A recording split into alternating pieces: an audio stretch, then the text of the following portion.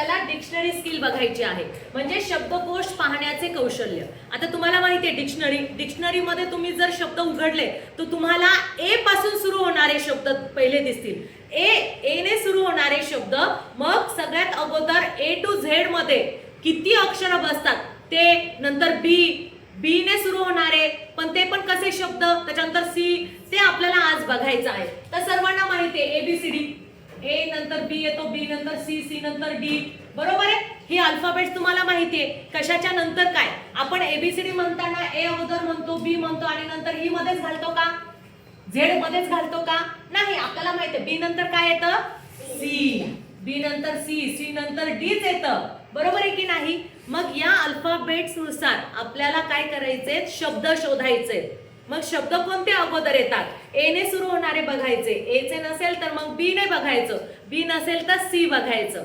आले लक्षात. मग यावर आधारित एकदम सोपे प्रश्न असतात बघा. चूज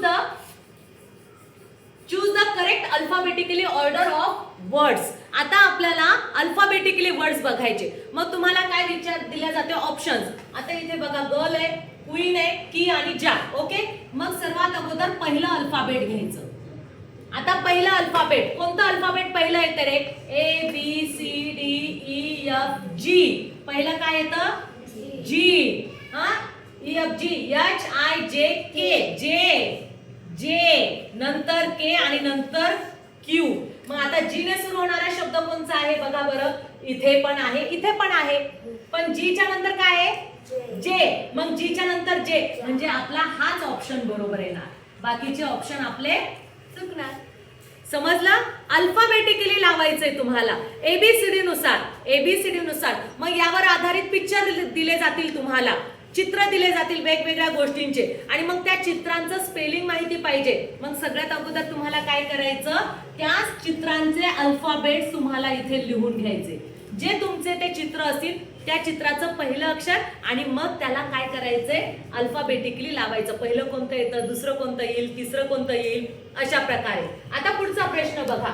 आपल्याला अल्फाबेटिकली थर्ड म्हणजे 3 नंबरला कोणतं येईल, 3 नंबरचा शब्द कोणता आहे तो शोधायचा आहे. मग काय त्यांनी शब्द दिलेले इथे बघा, बेल आहे, बॅग आहे, बिल आहे, बट आहे. या 4 पैकी आपल्याला क्रमाने लावायचं आणि तिसरा शब्द ओळखायचा. मग याला तुम्ही काय करणार, पहिलं अक्षर बघायचं, इथे बी आहे, इथे पण बी आहे, म्हणजे आपल्याला बी इथे येणार, बरोबर आहे. म्हणजे 4 शब्द आपल्याला तयार करायचे. बी च्या नंतर दुसरा शब्द अक्षर बघायचे आपल्याला.